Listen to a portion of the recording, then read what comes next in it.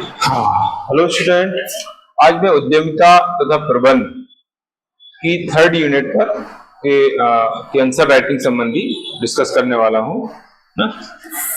उद्यमिता प्रबंध की मैंने थर्ड यूनिट ली हुई है। सेकेंड यूनिट हमने पहले कर ली है, फर्स्ट सेकेंड यूनिट कंप्लीट हो गई है और आज मैं थर्ड यूनिट को लेकर के डिस्कस करने वाला हूँ। थर्ड यूनिट का जो नाम है प्रशासन तथा प्रबंध, इसमें जो भी टॉपिक्स हैं वो सारे टॉपिक्स मैंने इसमें लिए हुए हैं और उन टॉपिक्स को लेकर के हम आंसर राइटिंग करेंगे और उनसे संबंधित जो भी क्वेश्चंस एग्जाम में आ सकते हैं और उनके क्या सही आंसर हो सकते हैं, आदर्श उत्तर हो सकते हैं, इस पर मैं बात आज करने वाला हूँ। तो सबसे पहला क्वेश्चन है, तनाव प्रबंधन की 4A तकनीक क्या है? तनाव प्रबंधन की 4A तकनीक क्या है, ये क्वेश्चन पूछा गया है। देखिए, तनाव प्रबंधन के लिए जो बहुत सारी तकनीक प्रचलित है, जो 4A तकनीक है उसमें पहले A का मतलब है अवॉइड। अवॉइड मतलब जो है किसी चीज को टाल देना, उससे बचना, है ना, विवाद से बचना, तो ये है अवॉइड। तो पहले A का मतलब अवॉइड है। दूसरा A जो है उसका मतलब है आफ्टर। आफ्टर मतलब बाद में। अगर कोई चीज या कोई बात या कोई काम टेंशन देने वाला है तो उसको बाद में करना, उसको कहते हैं आफ्टर। ठीक है। तीसरे ए का मतलब है एडॉप्ट। एडॉप्ट मतलब अनुकूलन करना। जो भी परिस्थितियां हैं, चाहे वो अच्छी परिस्थितियां हो चाहे विवाद की परिस्थितियां हो, उनके साथ अनुकूलन करने की क्षमता पैदा करना, है ना। अनुकूलन क्षमता की पैदा अगर हो गई तो कुछ भी परिस्थिति हो, कोई उसको प्रॉब्लम नहीं होगी, विवाद आसानी से सुलझ जाएगा, सुलझा लेगा। एक्सेप्ट, चौथे का मतलब एक्सेप्ट, इसका मतलब है स्वीकार करना। स्वीकार करने का मतलब यहाँ पर यह है कि ये धारणा मन में रखना कि कुछ ऐसे विवाद हैं जो जिनका सामना हमें करना पड़ेगा, है ना। मतलब एक स्वाभाविक चीज है कि हमें विवादों का सामना करना पड़ेगा और उनका समाधान हम जो है अपने तरीके से करेंगे। इस तरह की सोच, इस तरह की स्वीकारता जो है हमें अपने दिमाग में रखनी है। तो ये 4A जो है इस तरह से आपको बताना। तो पहला 4A तकनीक ऐसे हम लिख सकते हैं, या नहीं लिखना है तो भी कोई जरूरी नहीं है। पहला ए, उसका मतलब है अवॉइड। अवॉइड यानी बचना, टालना। इसका मतलब क्या है? टालना, बचना, विवाद को टालना, पहला हो गया। दूसरा ए का मतलब है आफ्टर।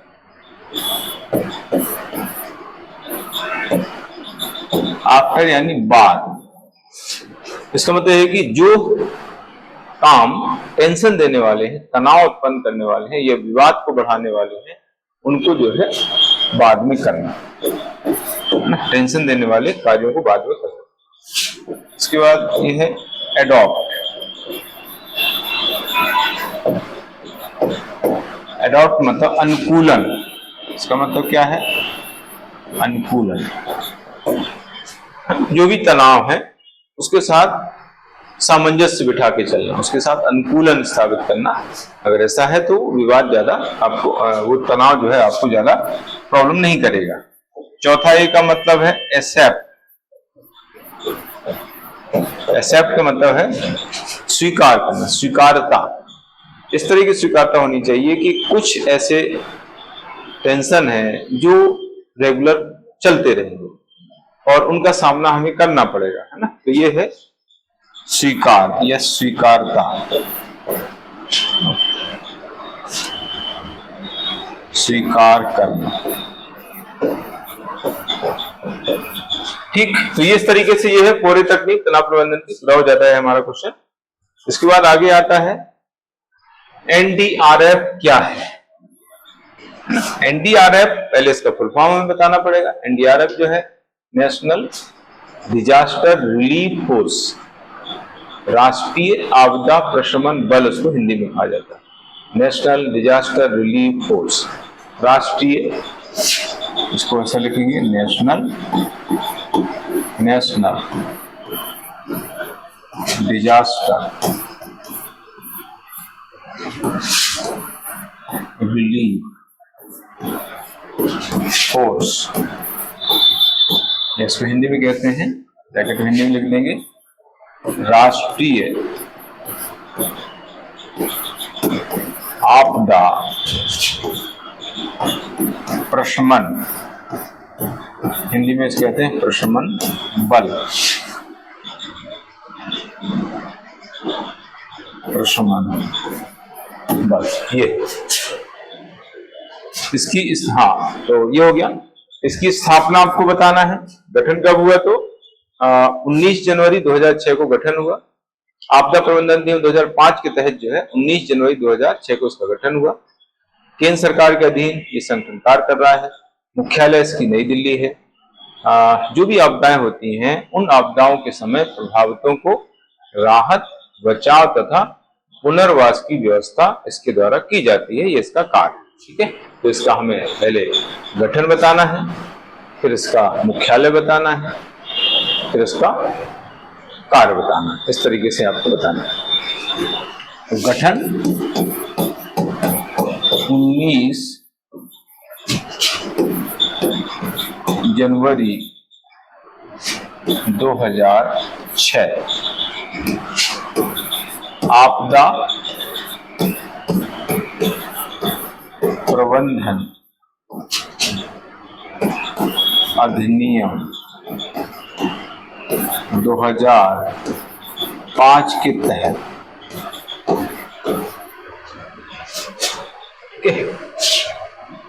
फिर मुख्यालय,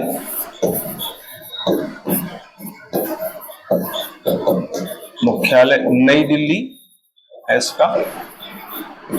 फिर नोडल एजेंसी या नोडल एजेंसी न कह करके मात्र संस्था,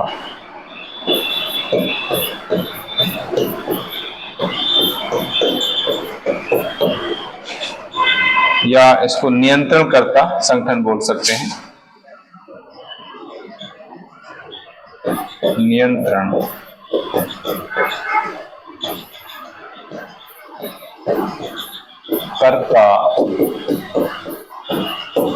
नियंत्रणकर्ता संगठन केंद्रीय गृह मंत्रालय, केंद्रीय गृह मंत्रालय।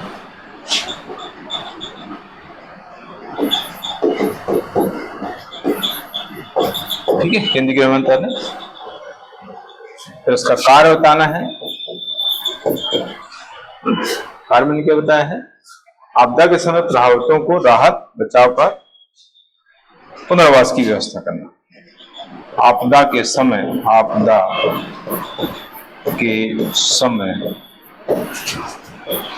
प्रभावितों को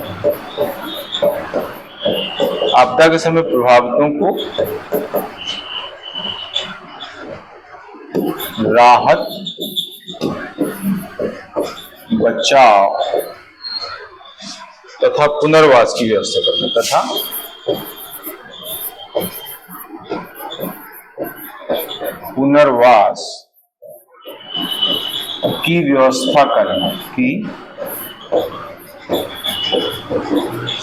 करना, ये हो गया एनडीआरएफ के बारे में कंप्लीट जानकारी, है ना। इतना आप लिख देते हैं तो आपको पूरे 2 नंबर मिलेंगे। तो ये हो गया हमारा दूसरा 2 मार्क। इसके बाद आता है तीसरा 2 मार्कर। विवाद प्रबंधन के लिए मेरी पार्कर फॉलेट, है ना, मेरी पार्कर फॉलेट विचारक है, द्वारा मुख्यतः कितनी शैलियां बताई गई हैं? तो मेरी पार्कर फॉलेट ने मुख्य रूप से विवाद प्रबंधन की 3 शैलियों का उल्लेख किया है। विवाद प्रबंधन की 3 शैलियां उन्होंने बताई हैं। एक वर्चस्व, समझौता और एकीकरण। वर्चस्व, समझौता, एकीकरण, ये 3 शैलियां हैं। इसके अलावा उन्होंने 2 शैलियां बाद में और बताई, परिहार और दमन। तो टोटल मिलाकर जो है, अगर पूछा जाए कि कुल कितनी शैलियां फॉलेट द्वारा, मेरी पार्कर फॉलेट द्वारा बताई गई हैं, तो उसमें आएंगी 5।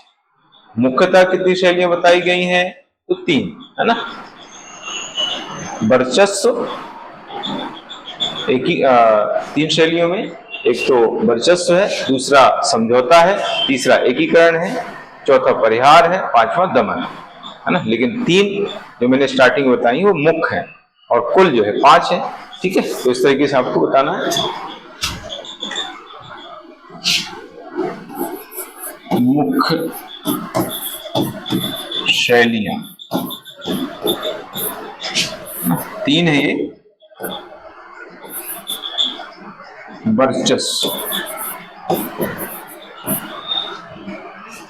वर्चस्व हो गया, समझौता, एकीकरण। ये है 3 जो मैंने पूछा है एग्जाम में। वर्चस्व का मतलब तो किसी एक पक्ष को झुका करके विवाद समाप्त किया जाता है। समझौता मतलब दोनों को कंप्रोमाइज करना पड़ता है। एकीकरण का मतलब होता है कि किसी को कोई कंप्रोमाइज नहीं करना, सभी को जो है आपसी सहमति से, सभी की आपसी सहमति से जो है तो समझौता होता है, बोलते हैं एकीकरण, जो स्थायी होता है। मेरी प्रकार फॉरवर्डनेस को सबसे महत्वपूर्ण माना है, सबसे प्रभावी, ये है सबसे प्रभावी। ठीक है, 2 और बताई हैं उन्होंने, परिहार और दमन। अगर आपको पूछा जाए कि कुल कितनी शैलियां हैं तो 5, और मुख्य रूप से कितनी है तो 3, ऐसा करके। तो ये हो गया हमारा तीसरा 2 मार्क। इसके बाद आता है चौथा है बहुलता प्रबंधन को समझाइए। बहुलता प्रबंधन क्या होता है? किसी संगठन में अलग अलग विचारों, दृष्टिकोण है, अलग अलग विचार है, अलग अलग पृष्ठभूमि के जो कार्मिक निवास करते हैं, उनके मध्य सामंजस्य स्थापित करना, है ना। उनको सम्मान, उनको मान्यता दे करके जब उनके मध्य सामंजस्य स्थापित किया जाता है तो उसको बोलते हैं बहुलता प्रबंधन, है ना। किसी संगठन में कार्यरत अलग अलग पृष्ठभूमि, अलग अलग दृष्टिकोण, अलग अलग विचारों वाले कार्मिकों को मान्यता तथा सम्मान प्रदान करके उनके मध्य सामंजस्य स्थापित करना, इसको कहते हैं बहुलता प्रबंधन। ठीक है, किसी संगठन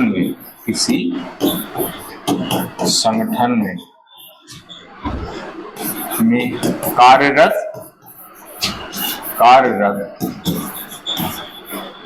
अलग अलग, किसी संगठन में कार्यरत अलग अलग पृष्ठभूमि,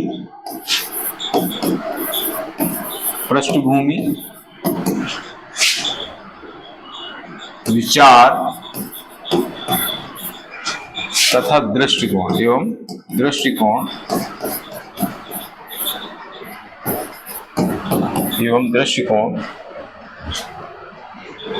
वाले कार्मिकों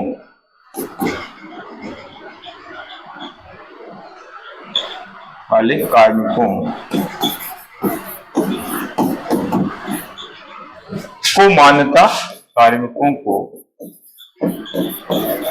मान्यता तथा सम्मान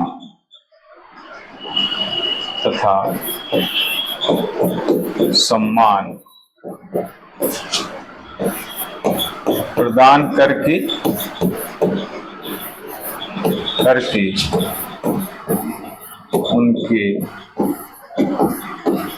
उनके बीच सामंजस्य स्थापित करें, उनके बीच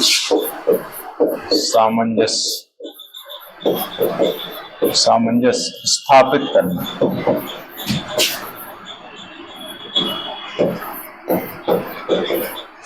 है ना। ये है बहुलता प्रबंधन।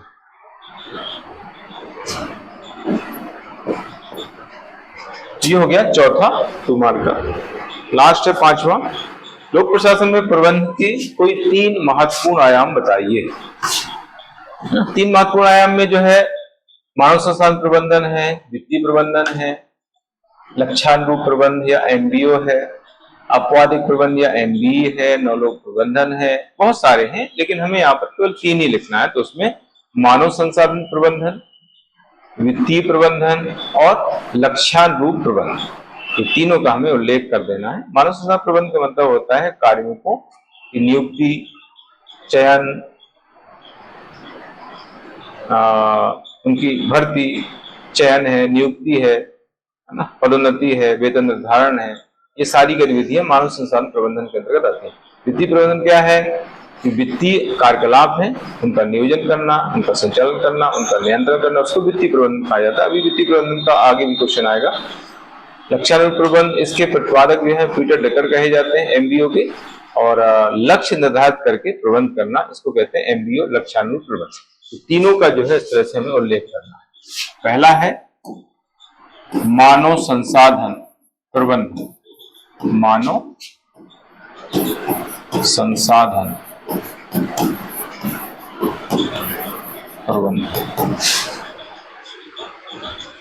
कार्मिकों की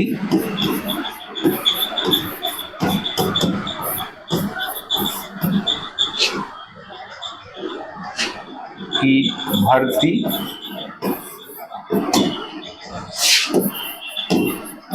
चयन, पदोन्नति, वेतन निर्धारण,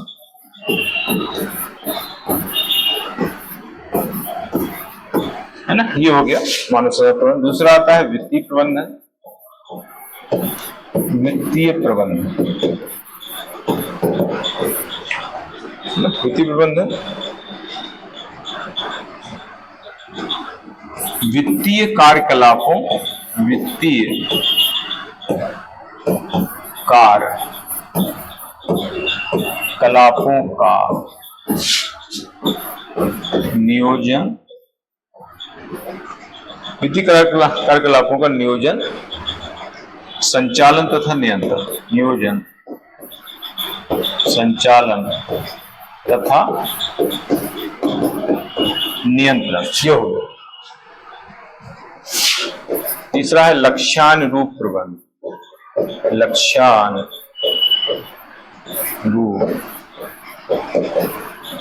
प्रबंधन, इसको एमबीओ भी शॉर्ट में कहा जाता है,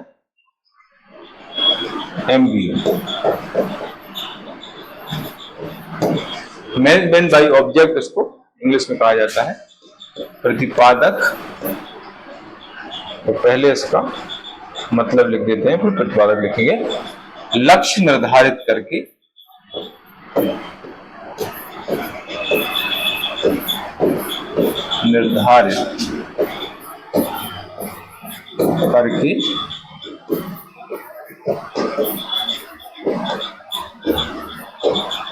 प्रबंध करना,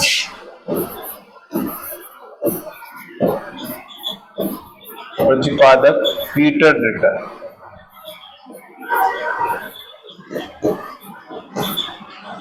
तो ये इस तरीके से हो गया पीटर ड्रकर, ये ना। तो ये तीन आयाम हम पूछे गए, तीन मैंने बताया, वैसे बहुत सारे हैं और, ठीक है।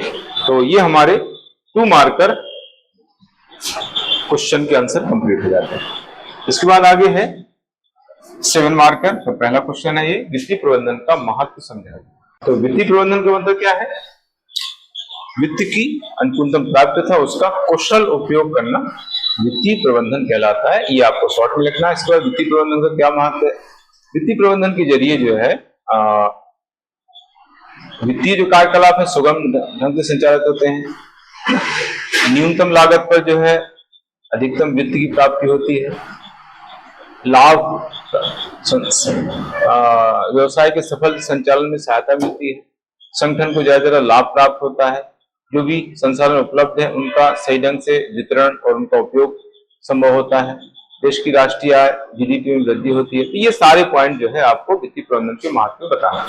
तो पहले हम इसका मतलब बताएंगे। वित्त की अनुकूलतम, है ना, ये मैं दूसरे तरीके से अर्थ बता रहा हूं। एक मैंने अर्थ बताया कि वित्तीय जो क्रियाएं हैं उनका नियोजन, संचालन तथा नियंत्रण करना वित्तीय प्रबंधन। और ये दूसरा मतलब है वित्त की अनुकूलतम प्राप्ति, वित्त की अनुकूलतम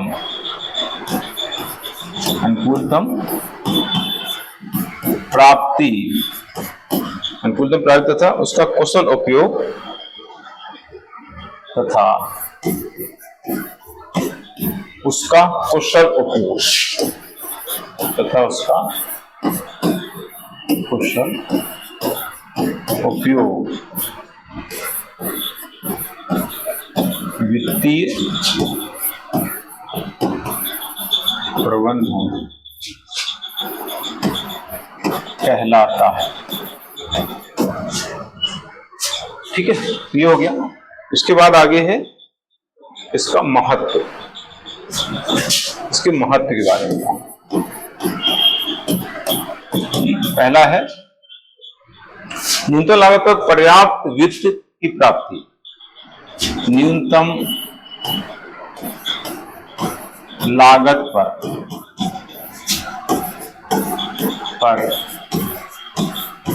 पर्याप्त वित्त की प्राप्ति, पहला पॉइंट हो गया। दूसरा है संसाधनों का कुशल आवंटन तथा उपयोग। संसाधनों का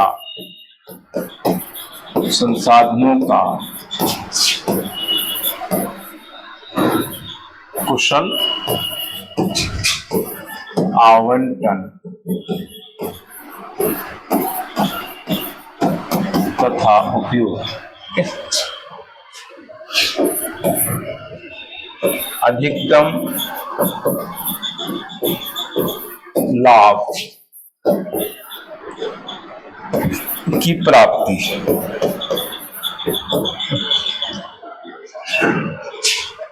अधिकतम लाभ की प्राप्ति होगी। व्यवसाय का कुशल संचालन। व्यवसाय का कुशल संचालन। फिजूल खर्ची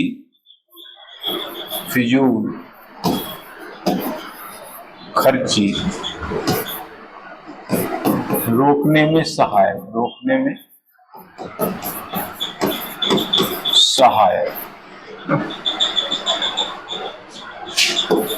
वित्तीय स्रोतों का सही मूल्यांकन। वित्तीय स्रोतों का सही मूल्यांकन। और लास्ट है देश की राष्ट्रीय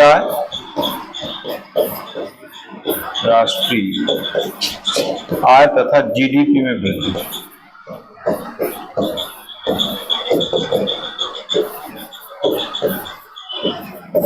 है ना, ये हो गया वित्तीय प्रबंधन के महत्व का क्वेश्चन, उसका आंसर।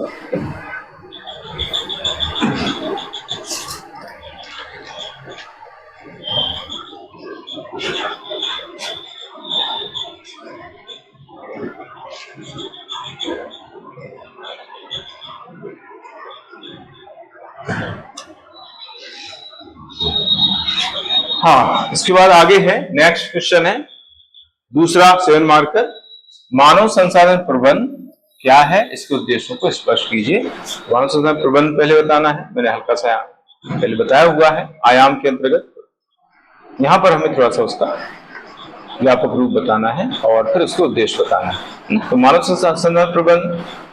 संसाधन प्रबंधन एक ऐसी प्रक्रिया है जिसके अंतर्गत कार्मिकों की भर्ती, चयन, नियुक्ति, पदोन्नति, वेतन निर्धारण, सेवानिवृत्ति जैसी गतिविधियां सम्मिलित होती हैं, उसको हम कहते हैं मानव संसाधन प्रबंधन। इसका उद्देश्य क्या है? संगठन में योग्य कार्मिकों की नियुक्ति करना, भर्ती करना, संगठन को कुशलता पूर्वक संचालित करना, संगठन के उद्देश्यों को प्राप्ति में सहायता करना, या संगठन के उद्देश्य को प्राप्त करना, प्रभावी तरीके से प्राप्त करना, ना कार्मिकों में टीम भावना का विकास करना, कार्मिकों का नैतिक उत्थान करना, ना उनकी कार्यकुशलता में वृद्धि करना है, कार्मिकों में जो झगड़े हैं, संघर्ष, उसको दूर करना, ठीक है। और कार्मिकों में जो है दक्षता उत्पन्न करना, व्यवसाय से पलायन, कार्मिकों के व्यवसाय से पलायन को रोकना, ठीक है। संगठन के प्रति जो है उनको जोड़ना या जुड़ाव पैदा करना, ये सारे जो है उद्देश्य के पॉइंट हम बता सकते हैं। तो पहले हम इसका अर्थ लिखेंगे, फिर इसको उद्देश्य पॉइंट लिखेंगे। देखो, मानव संसाधन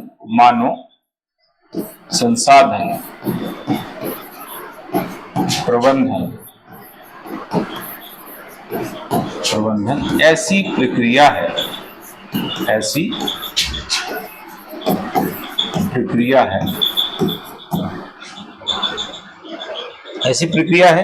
जिसके अंतर्गत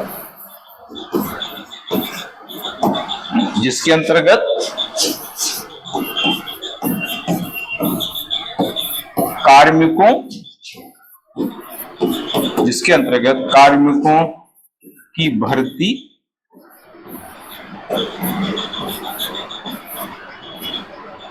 भर्ती, चयन,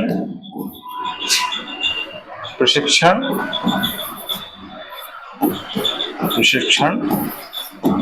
पदोन्नति,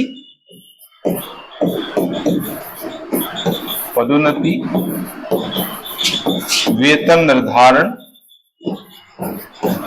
है ना। अब देखिए, आपको याद नहीं आ रहा है या आपको ज्यादा बेटर लग रहा है तो यहां से आदि कर दो, या पदोन्नति से आदि कर दो, प्रशिक्षण से आदि कर दो, है ना। तो पूरा लिखने की जरूरत नहीं, मैं पूरा लिख रहा हूं। सेवानिवृत्ति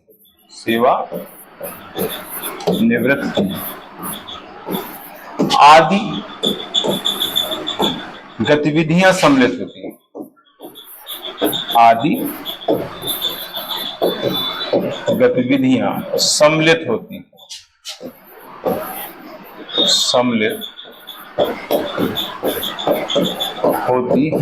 है ना। ये मैंने पूरा अर्थ लिखा है, इतना अर्थ आप जो है वहां पर नहीं लिख पाएंगे, क्योंकि यहाँ पर उसका अर्थ पूछा गया है तो मैंने इसका डिटेल लिखा है, लेकिन वहां पर आप नहीं लिख पाएंगे क्योंकि इसमें उद्देश्य भी आपको लिखना है।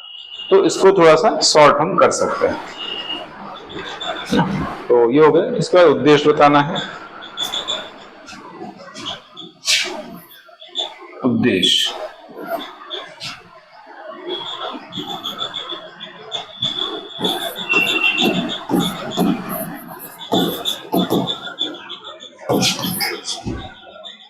संगठन में योग्य कार्मिकों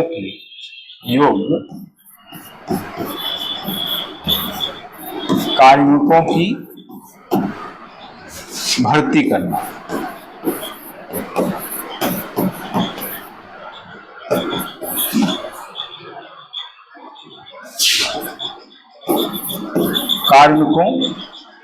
कर्मचारियों की कार्य कुशलता में वृद्धि करना,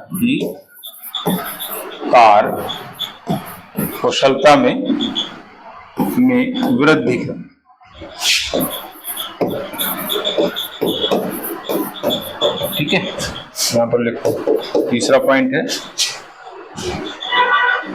संगठन का कुशलता पूर्वक संचालन करना, है ना। कार्मिक कुशल होंगे, कार्मिक योग्य होंगे, कार्य कुशल होंगे तो संगठन प्रभावी तरीके से संचालित होगा। संगठन को प्रभावी तरीके से संचालित करना, प्रभावी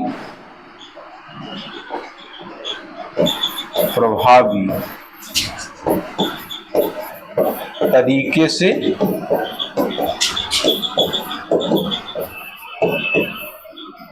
संचालित,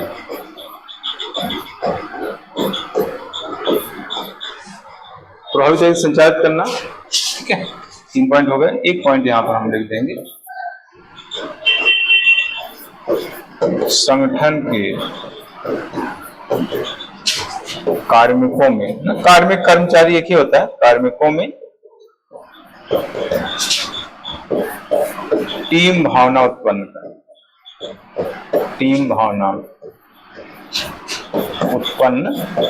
करना, ये हो गया। इसके बाद आगे आता है कर्मचारियों का नैतिक उत्थान करना, कितने हो गए पॉइंट? 4 पॉइंट हो गए हैं। 5वां, कार्मिकों का नैतिक उत्थान करना।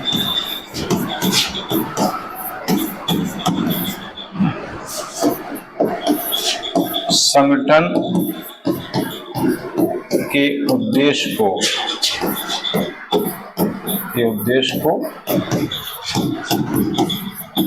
प्रभावी तरीके से प्राप्त करना,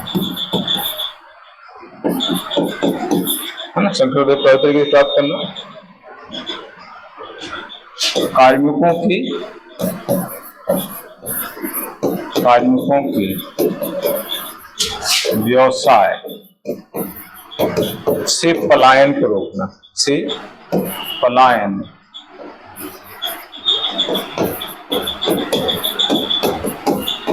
को रोकना, है ना। उनको वेतन पदोन्नति दी जाएगी तो उससे क्या होगा, वो दूसरे व्यवसाय में नहीं जाएंगे, पलायन नहीं करेंगे, है ना। तो ये है इसके उद्देश्य। तो ये दूसरा 7 मार्कर हमारा पूरा हो जाता है। ठीक है, इसके बाद आता है विवाद प्रबंधन की 6C तकनीक को समझाइए, ना। विवाद को दूर करने के लिए 6C तकनीक अपनाई जाती है ना। पहले हम विवाद प्रबंधन बताएंगे। विवाद प्रबंधन क्या है? संगठन में विभिन्न कारणों से उत्पन्न विवाद है उसका पता लगा करके, उसकी पहचान करके उसको दूर करने का प्रयास करना या दूर करना, इसको कहते हैं विवाद प्रबंधन। 6C क्या है ना। 6C मतलब पहला C है कम्युनिकेशन। कम्युनिकेशन यानी संचार, यानी जो भी जिनके बीच झगड़ा है उनके बीच प्रत्यक्ष संचार करना, उनसे बातचीत करना। कोलैबोरेशन यानी इसका मतलब होता है सहयोग करना। कोलैबोरेशन का मतलब होता है सहयोग करना। कोलैबोरेशन यानी सहयोग। फिर आता है कंप्रोमाइज मतलब सहमति, है ना, समझौता करना। जो भी विवाद है, जिससे विवाद है उसको सुलझाना कहते हैं, समझौते के माध्यम से कोलैबोरेशन हो गया। इसके बाद आता है कंट्रोल यानी नियंत्रण करना। जो भी जैसे अपने आप पर नियंत्रण करना, है ना, गुस्सा पर नियंत्रण करना। अगर अपने आप जो गुस्सा आ रही है उस पर अगर नियंत्रण सही ढंग से किया जाएगा तो उससे क्या है कि विवाद नहीं बढ़ते। तो उसको एक C से मतलब है कंट्रोल। और इसके बाद C से एक आता है सिविलिटी मतलब सभ्यता के साथ पेश आना, है ना। किसी के साथ कोई गलत व्यवहार नहीं करना, नम्रता से पेश आना, उसको बोलते हैं सिविलिटी। और लास्ट आता है कमिटमेंट मतलब होता है प्रतिबद्धता। जो भी काम आपको दिया गया है उसके प्रति प्रतिबद्ध होना, है ना। इससे जो है झगड़ा विवाद नहीं होता है। अगर काम सही ढंग से आप नहीं करते तो कहीं ना कहीं सामने वाला विवाद खड़ा करता है, तो उसको बोलते हैं कमिटेड या कमिटमेंट। ठीक है। इसके अलावा कमिटमेंट का दूसरा मतलब होता है विवाद के लिए समर्पित होना, है ना। विवाद जो है उसके लिए समर्पित होना, और जो भी आपको काम दिया गया उसको सही ढंग से संचालित करना, उसके लिए वचनबद्ध होना। तो ये जो है 6C के मतलब है। पहले हम विवाद प्रबंधन का मीनिंग लिखेंगे। संगठन में विभिन्न कारणों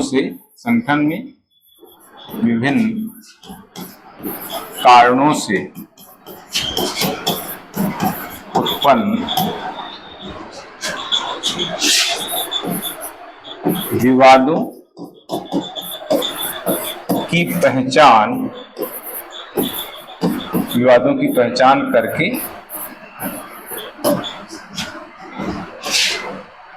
करके उनका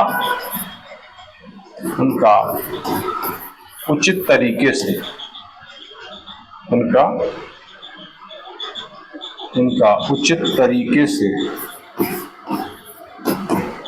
से समाधान करें।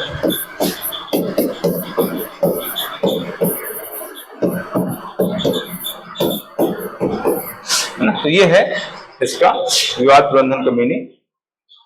समाधान करना विवाद प्रबंधन कहलाता है। साव लिख देंगे, विवाद प्रबंधन कहलाता है ये। ठीक, तो ये हो गया। इसके बाद 6C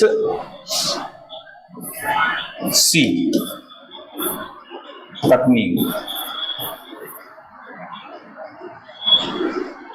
6C तकनीक के बारे में बताना।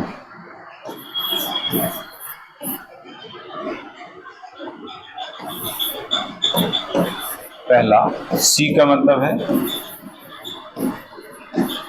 कम्युनिकेशन, यानी संचार, है ना। इसका मतलब है जो भी जिसके साथ विवाद है उसके साथ संचार स्थापित करना, कम्युनिकेशन बनाए रखना, इससे जो है विवाद नहीं बढ़ता है। दूसरा है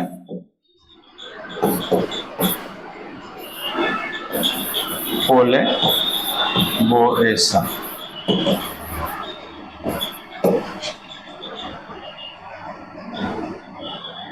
है ना। कोलैबोरेशन इसका मतलब होता है सहयोग, सहयोग उत्पन्न करना, मतलब सहयोग की भावना बढ़ाना, विवाद समाप्त करने में सहयोग बढ़ाना, जो भी विवाद है उसको समाप्त करने में सहयोग करना, है ना, उसको खत्म करने में सहयोग करना, उसको कहते हैं सहयोग, कोलैबोरेशन। तीसरा आता है कंप्रोमाइज,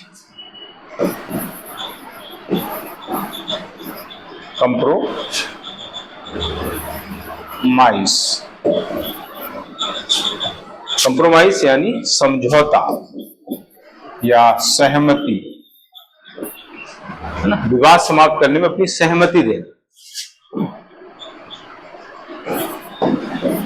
एक C का मतलब है कंट्रोल,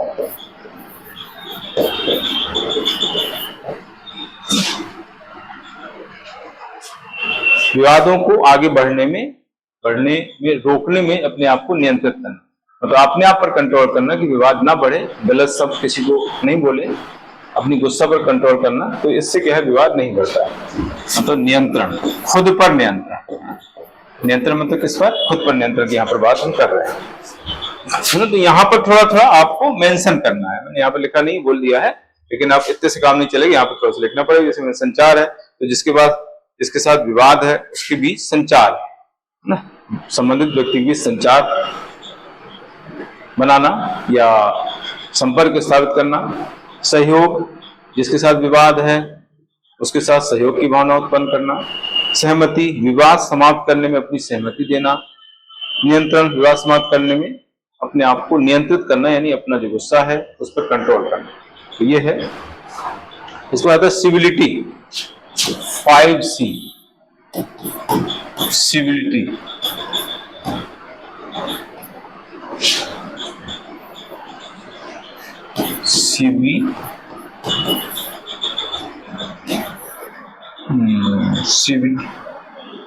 सिविलिटी, सिविलिटी यह है सभ्यता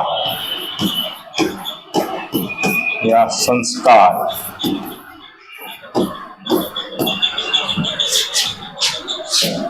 6 है कमिटमेंट,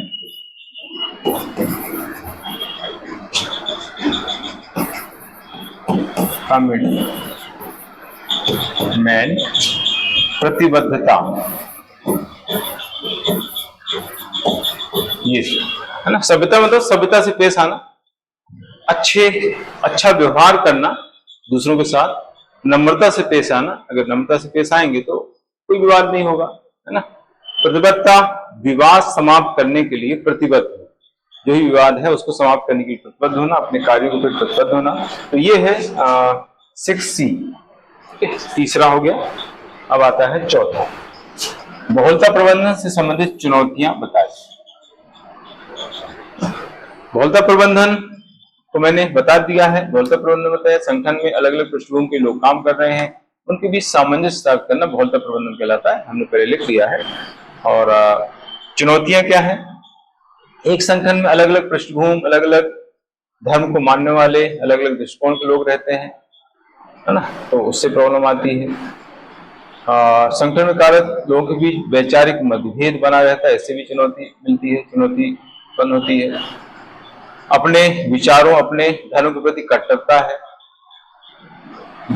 सहिष्णुता का अभाव है, सहिष्णुता नहीं है, टीम भावना का अभाव है, आपस में जो है बहुत ज्यादा झगड़ा होना, है ना, बात बात को लेकर के जो कार्मिक हो झगड़ते रहते हैं, ठीक है। तो ये सारे जो है सारी चुनौतियां इसमें आपको बताना है। तो पहले हम बहुलता प्रबंधन बताएंगे। बहुलता प्रबंधन से आशय बहुलता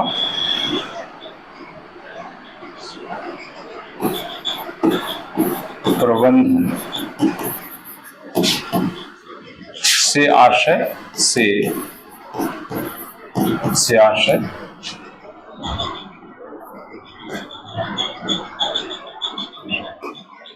संगठन में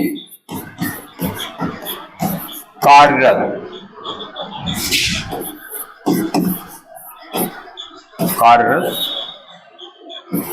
अलग अलग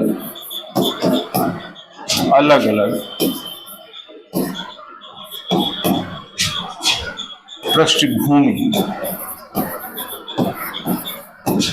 वाले कार्मिकों के मध्य सामंजस्य स्थापित है। कार्मिकों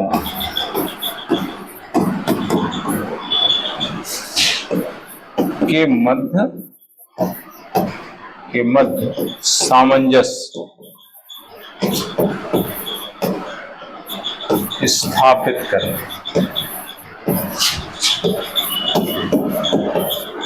तो ये है इस तरीके से इसका मीनिंग, पहला पैरा। इसके बाद हमें इसके चुनौती बताना है। चुनौती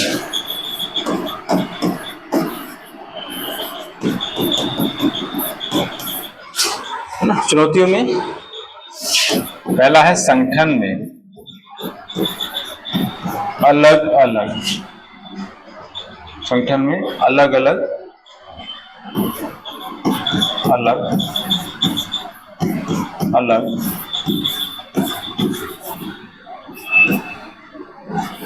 पृष्ठभूमि विचारों तथा दृष्टिकोण के कार्मिकों का एक साथ कार्यरत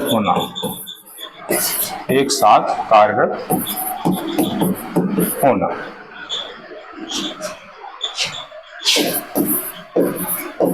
कार्मिकों के मध्य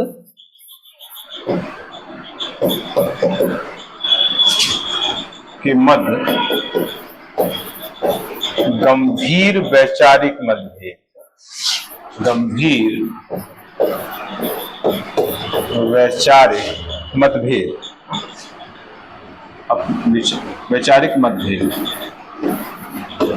है ना, गंभीर वैचारिक मतभेद। तीसरा आता है अपने विचारों तथा धर्म के प्रति अत्यधिक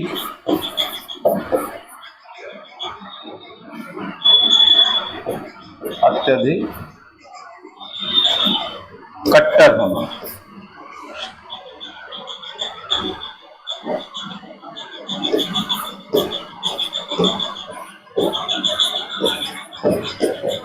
अत्यधिक कट्टर होना, ये हो गए 3 पॉइंट।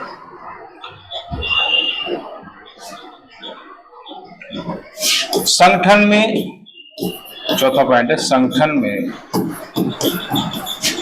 स्वस्थ वातावरण का अभाव। वातावरण तथा टीम भावना का अभाव। इसमें एक वर्ड और जोड़ रहा हूं मैं, टीम भावना का अभाव। टीम भावना का अभाव। कार्मिकों में सहिष्णुता का अभाव। कार्मिकों में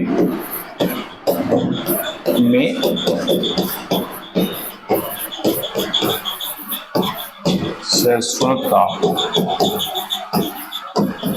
का अभाव, कार्मिकों में सहिष्णुता का अभाव,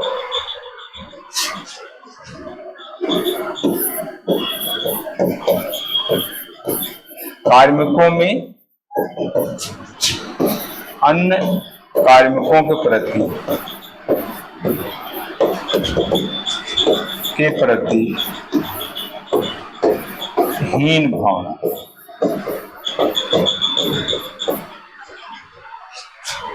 फिर आएगा एक पॉइंट और इसमें,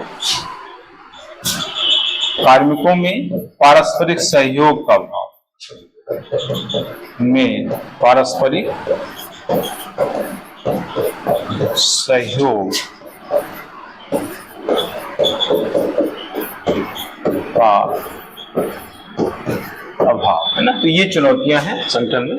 तो इस तरह से ये 4 क्वेश्चन मैंने इसमें 7 मार्कर दिए थे, तो पूरे हो जाते हैं। अब हमारा लॉन्ग क्वेश्चन आता है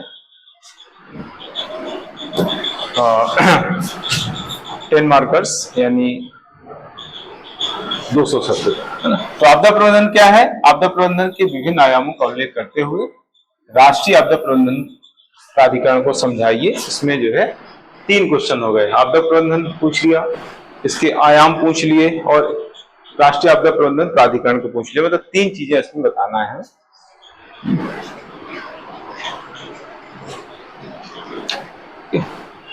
तो इसको हम क्या क्या कैसे लिखेंगे? इसका इंट्रोडक्शन, फिर अर्थ,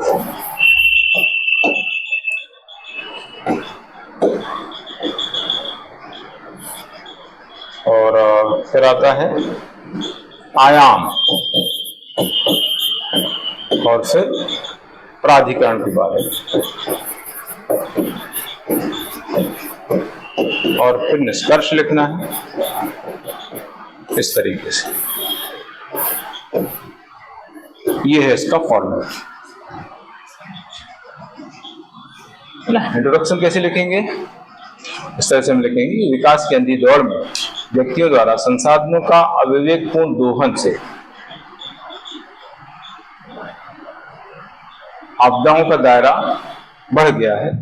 इससे उनको प्रबंधित करने की आवश्यकता के परिणाम स्वरूप आपदा प्रबंधन की धारणा का उदय हुआ है। विकास की जो अंधी दौड़ चल रही है, इसमें क्या हुआ है?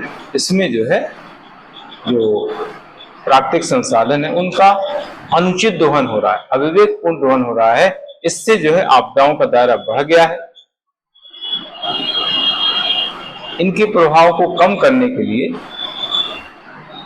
आपदा प्रबंधन की धारणा का उदय हुआ है। इस तरीके से आपको इसका इंट्रोडक्शन बताना है, ठीक है। तो पहले हम इंट्रोडक्शन लिखेंगे, फिर इसका मीनिंग। विकास की अंधी दौड़ में, विकास की अंधी दौड़ में व्यक्ति द्वारा, विकास की अंधी दौड़ में व्यक्ति द्वारा प्राकृतिक संसाधनों का, व्यक्ति द्वारा प्राकृतिक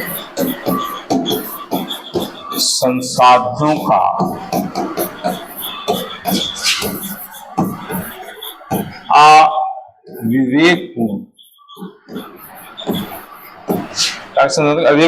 अविवेकपूर्ण दोहन से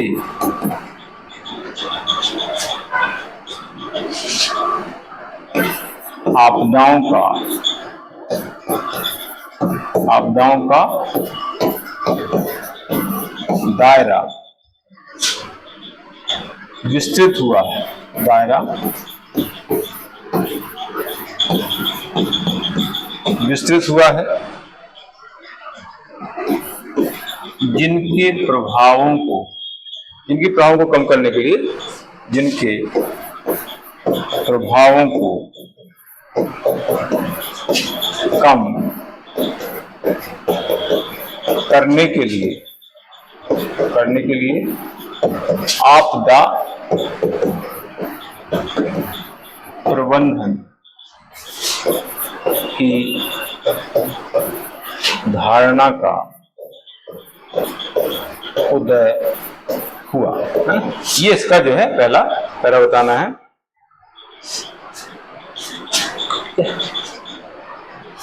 ये पहला पैरा हो गया। इसके बाद इसका अर्थ लिखना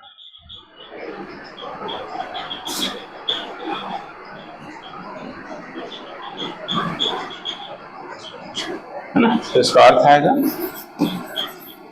अर्थ में क्या लिखना है, देखिए, किसी आपदा से होने वाले संभावित नुकसान या संभावित क्षति को कम करने के लिए आपदा के पूर्व, आपदा के समय, आपदा के पश्चात किए जाने वाले सुरक्षात्मक उपाय, आर्थिक सहायता, पुनर्वास की व्यवस्था, चिकित्सीय सहायता जैसी गतिविधियों को आपदा प्रबंधन कहा जाता है ना। ये सारी गतिविधियां जो है आपदा प्रबंधन कहलाती है। क्या क्या है इसमें? एक तो वित्तीय सहायता है, सुरक्षात्मक उपाय है, चिकित्सीय सहायता है, पुनर्वास की जो व्यवस्था है ना। इन सबको मिलाकर के हम कहते हैं आपदा प्रबंधन। इसमें 5 R माने जाते हैं। 5 R हम आगे पढ़ेंगे। 5 R जो है ये आपदा प्रबंधन के अंतर्गत आते हैं ना। रिस्पॉन्स है, रेस्क्यू है, रिलीफ है, रिहेबिलिटेशन है, रिकंस्ट्रक्शन है। ये 5 R इसके अंतर्गत आते हैं, जिसका उल्लेख अभी आगे आएगा। तो ये है इसका अर्थ। तो हम कैसे लिखेंगे? किसी आपदा, किसी आपदा से होने वाली, किसी आपदा से होने वाली संभावित क्षति, किसी आपदा से होने वाली संभावित क्षति को कम करने के लिए, क्षति को कम करने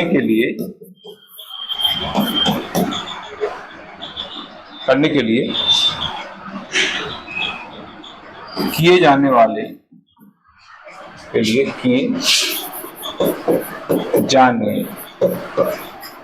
वाले, सुरक्षात्मक उपाय,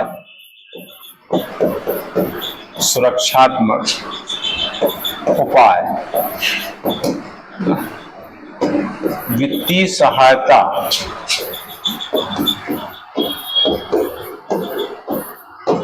पुनर्वास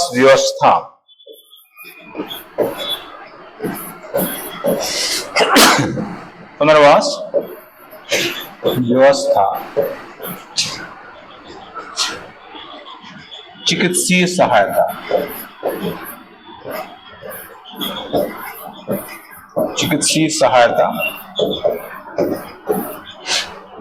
आदि गतिविधियां, चिकित्सीय सहायता आदि गतिविधियां,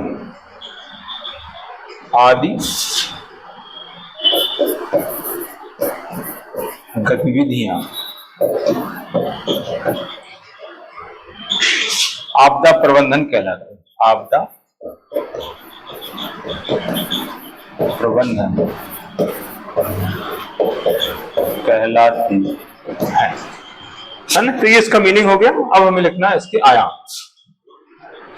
ठीक हो गया ये। इसके बाद आगे है आयाम। आयाम में 5 आयाम है इसके, आयाम है ना। ये टोटल 5 आयाम है। पहला इसमें आता है जोखिम विश्लेषण।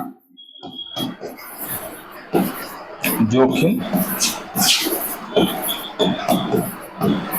विश्लेषण पहला है।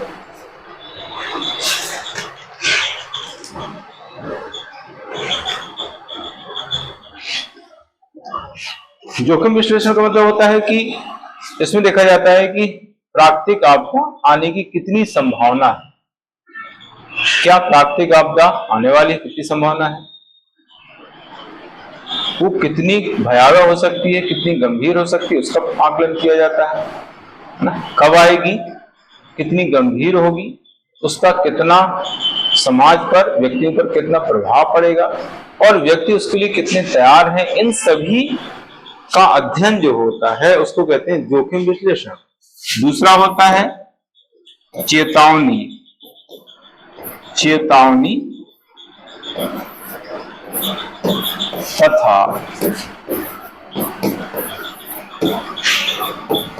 तथा वैकल्पिक व्यवस्था। चेतावनी तथा वैकल्पिक व्यवस्था। अगर ये कंफर्म हो गया है कि आपदा आ रही है तो उसके लिए चेतावनी दी जाती है ना। लोगों को जो है सोशल मीडिया के जरिए से, लाउड स्पीकर, रेडियो है, टेलीविजन है, उसके माध्यम से जो है सूचना दी जाती है, चेतावनी दी जाती है, भाई जो है आप सुरक्षित स्थानों पर पहुंच जाएं, है ना। जहां पर ये आपदा आने वाली है वहां से दूर हट जाएं, तो उसको कहते हैं चेतावनी। वैकल्पिक व्यवस्था क्या है? जो लोग प्रभावित होने वाले, जहां पर ये आपदा आने वाली है वहां से जो है किसी दूसरे स्थान पर लोगों को पहुंचाना, है ना, अन्य जगह उनको जो है पहुंचा देना, उसको कहते हैं वैकल्पिक व्यवस्था। इसके बाद आता है बचाव तथा राहत कार्य। बचाव तथा राहत, बचाव तथा राहत कार्य। ये प्राकृतिक आपदा आ गई है उस समय की बात, आने के, ये दो चीजें जो है प्राकृतिक आपदा के पहले की, ये आपदा के पूर्व, आपदा के पूर्व की हैं, और ये जो है आपदा के पश्चात, आपदा के पश्चात की बात, ठीक है। तो बचाव तथा राहत कार्य का मतलब है कि प्राकृतिक जब आ गई है तो उससे जो प्रभावित व्यक्ति हैं उनका बचाव तथा राहत कार्य करना। बचाव का मतलब होता है कि उसको जो है जहां पर ये आपदा है उससे उनको दूसरी जगह पहुंचाना। राहत कार्य का मतलब होता है उसके जो कष्ट है उसको कम करना। बचाव का मतलब होता है जहां पर ये आपदा है, जहां पर लोग फंसे हुए हैं वहां से उनको निकाल करके दूसरी जगह पहुंचाना, इसको बचाव कहा जाता है। राहत का मतलब होता है जो कष्ट उनको मिल रहा है उस कष्ट से उनको निजात दिलाना, इसको कहते हैं राहत, ठीक है। बचाव का मतलब है जो उनको खतरा है उससे बाहर निकालना, यानी वहां से जो उनको दूसरी जगह शिफ्ट करना, और राहत का मतलब होता है उनके कष्ट को कम करना। तो ये बचाव तथा राहत का। इसके बाद आता है बहुउद्देशीय निर्णय, ये है चौथा पॉइंट, बहुउद्देशीय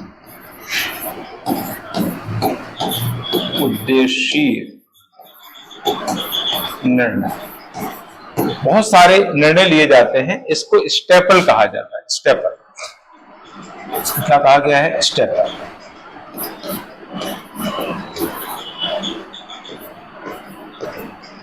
है ना, स्टेपल एस मतलब सामाजिक निर्णय लिए जाते हैं।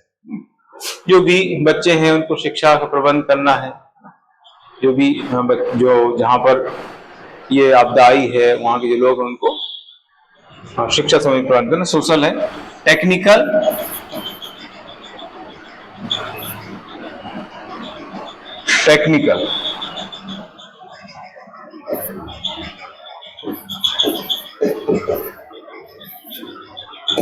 तकनीकी सहायता प्रदान करना, टेक्नोलॉजी का उपयोग करके जो है राहत बचाव कार्य करना, टेक्निकल हो गया। एडमिनिस्ट्रेटिव,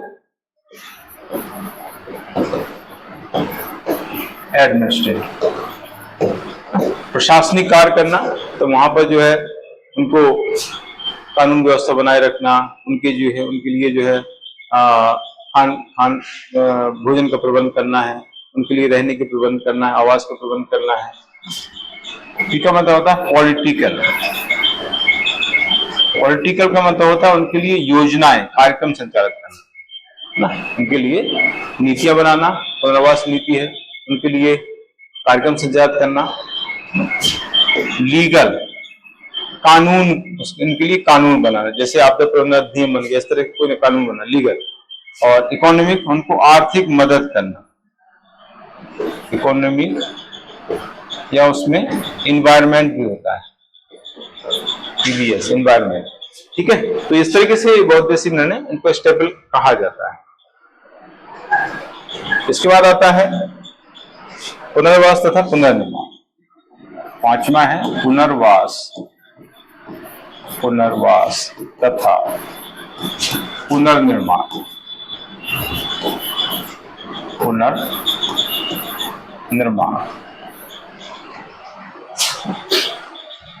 जो प्रभावित व्यक्ति हैं उनका पुनर्वास करना, दूसरे को उनको शिफ्ट करना, और नए तरीके से जो है उनको मकान बना के देना, उनकी व्यवस्था करना। तो पुनर्वास पुनः 5R मैंने बताए थे, 5R इसके अंतर्गत आते हैं। 5R मतलब है एक R का मतलब रिस्पॉन्स, रिस्पॉन्स मतलब तुरंत कार्रवाई करना। एक R का मतलब है रेस्क्यू यानी बचाव, रिलीफ यानी राहत। फिर आता है रिहेबिलिटेशन, रिहेबिलिटेशन मतलब पुनर्वास, और रिकंस्ट्रक्शन मतलब पुनर्निर्माण। तो ये 5R जो है इससे संबंधित है। तो ये पूरा हो जाता है हमारा। इसके बाद इसमें आता है राष्ट्रीय आपदा प्रबंधन प्राधिकरण, इसके बारे में थोड़ा सा लिखना है। राष्ट्रीय आपदा प्रबंधन प्राधिकरण, इसका गठन बता देंगे हम ना। 26 सितंबर का गठन जो हुआ है वो 27 सितंबर है, 26 लिख रहा हूं मैं, 27 सितंबर। डेट अगर याद नहीं रहे तो कोई इतना जरूरी नहीं है। 27 सितंबर आपदा प्रबंधन अधिनियम 2005 के तहत आपदा प्रबंधन अधिनियम 2005 के तहत आपको बताना।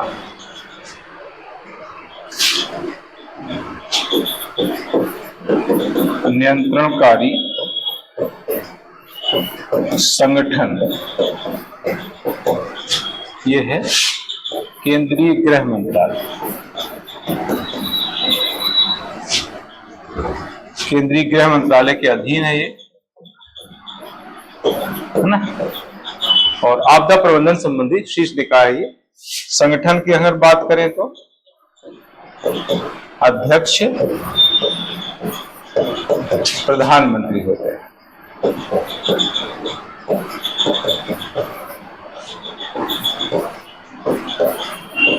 उपाध्यक्ष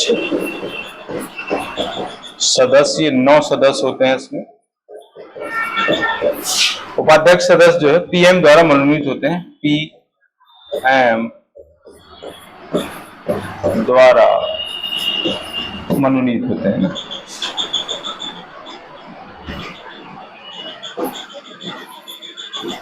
उपाध्यक्ष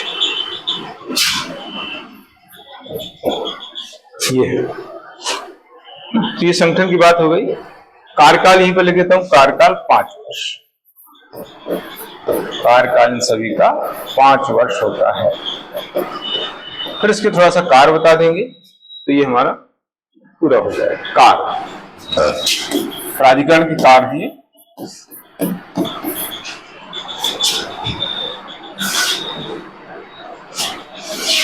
आपदा प्रबंधन संबंधी आपदा प्रबंधन संबंधी आपदा प्रबंधन संबंधी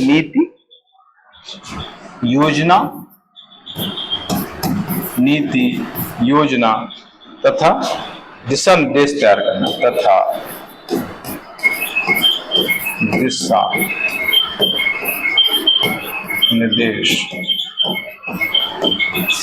तैयार करना, ये हो गया पहला। दूसरा, आपदा प्रबंधन के प्रभावी क्रियान्वयन के लिए आपदा प्रबंधन के प्रभावी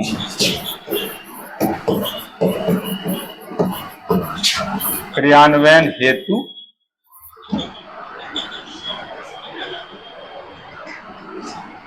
संबंधित संस्थाओं के बीच समन्वय स्थापित, संबंधित संस्थाओं के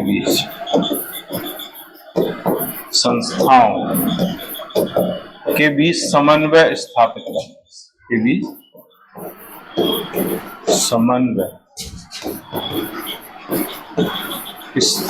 करना, ठीक है, ये हो गया।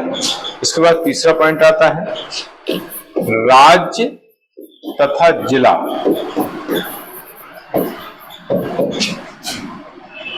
जिला आपदा प्रबंधन प्राधिकरणों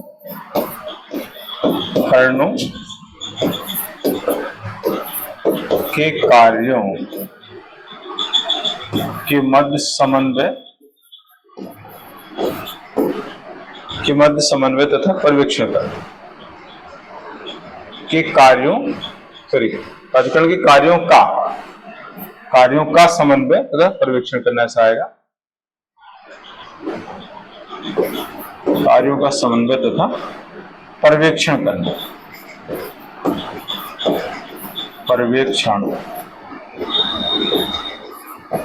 करना, ये हो गया इसका चौथा पॉइंट है। NDRF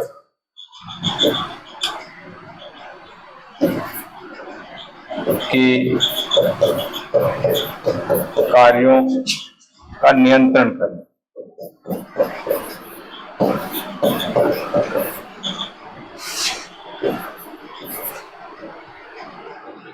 उत्तर है राष्ट्रीय आपदा प्रबंधन संस्थान के लिए राष्ट्रीय आपदा प्रबंध संस्थान के लिए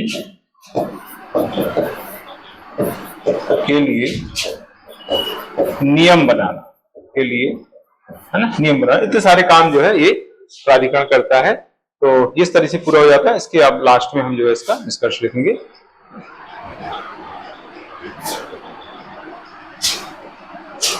इसका आपदा प्रबंधन एक आवश्यक शासकीय गतिविधि है। वर्तमान में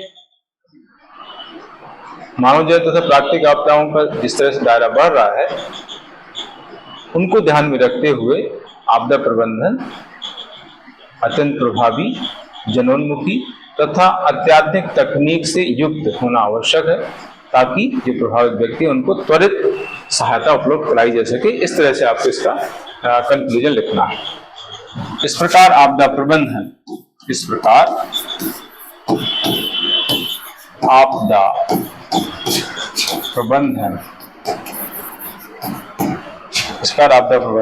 एक आवश्यक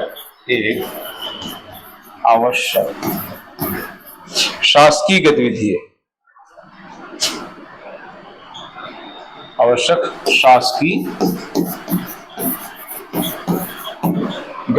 है। गतिविधि है। वर्तमान में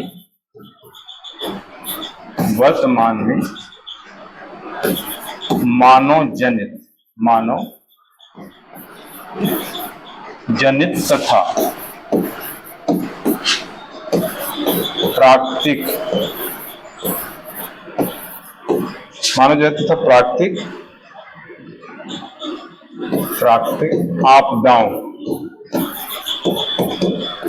आपदाओं के बढ़ते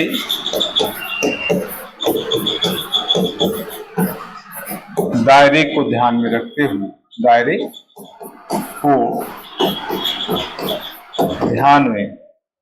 रखते हुए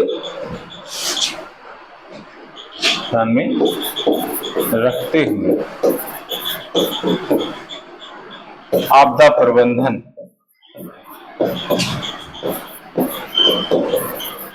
को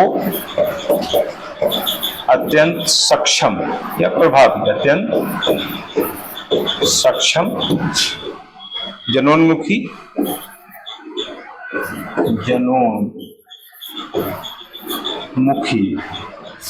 तथा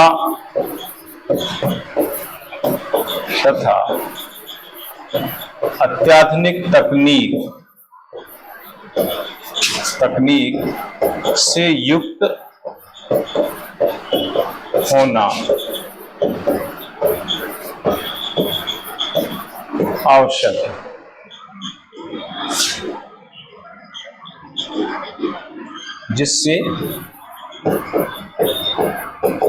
जिससे प्रभावितों को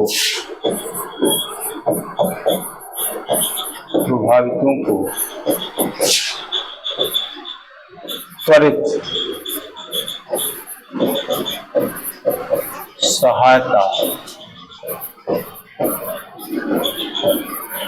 उपलब्ध कराई जा सके। ठीक, तो इस तरीके से इसका कंक्लूजन हो गया। इसके साथ ही थर्ड यूनिट से संबंधित जो क्वेश्चन टॉपिक्स हैं उनसे संबंधित सारे क्वेश्चन मैंने यहाँ पर ले लिए हैं। तो इस तरह से थर्ड यूनिट हमारी पूरी हो जाती है। इसके बाद हम पॉलिटी की एक यूनिट लेंगे, पॉलिटी की थर्ड यूनिट में लूंगा और उसके दो हिस्से करके हम जो है उसको उसकी आंसर राइटिंग करेंगे, दो पार्ट में उसको बांट करेंगे। ठीक है।